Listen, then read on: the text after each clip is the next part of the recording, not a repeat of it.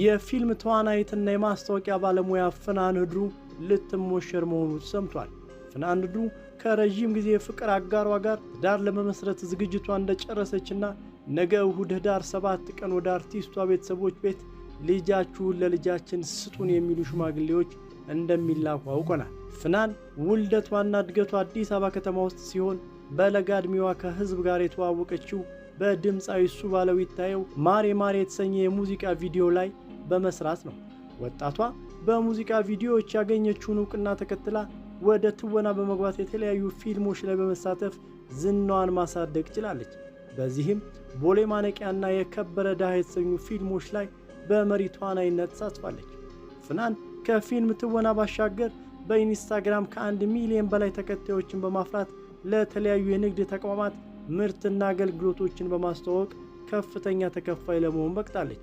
የማስታወቂያ ስራን ለመጀመሪያ ጊዜ ስትሰራ 600 ብር ተከፍሏት እንደነበር የምትገልጸው አርቲስቷ ከጥቂት ዓመታት በኋላ በአሁኑ ወቅት ለአንድ ማስታወቂያ በሚሊዮኖች ብር ተከፋይ ለመሆን እንደበቃች ትናገራለች። ጥቂት ዝነኛ አርቲስቶች በነገው ስነ ስርዓት ላይ የሽምግልና ቡድኑ አባላት ሆነው ወደ ቤተሰቦቿ ቤት እንደሚሄዱ ከፍናን የቅርብ ጓደኞች ሰምተናል።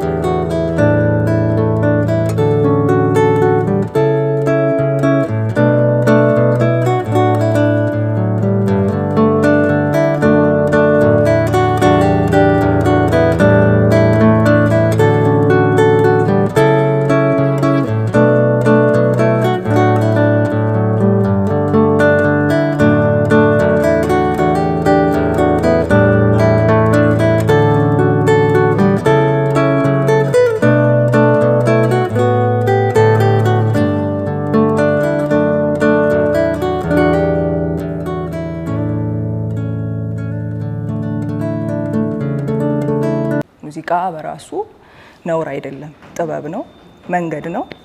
በዛ መልካም ነገር ማስተላለፍ ይቻላል፣ መጥፎ ነገር ማስተላለፍ ይቻላል በራሱ ማለት ነው። ከዛ ዘፈን የሚባለው ደግሞ አገልግሎት ተያይዞ ብዙ ነገር አለው፣ ብዙ ዓለማዊነት ያለው በበጎ ማያንጽ ብዙ ነገር አለው ከሙያው ጋር ተያይዞ። ግን ለቻለበትና ያንን መልካም ነገር ለማካፈል ህብረተሰብን ለመጥቀም ጸንቶ ለሚያገለግልበት ሰው በብዙ ነገር ራሱን ጠብቆ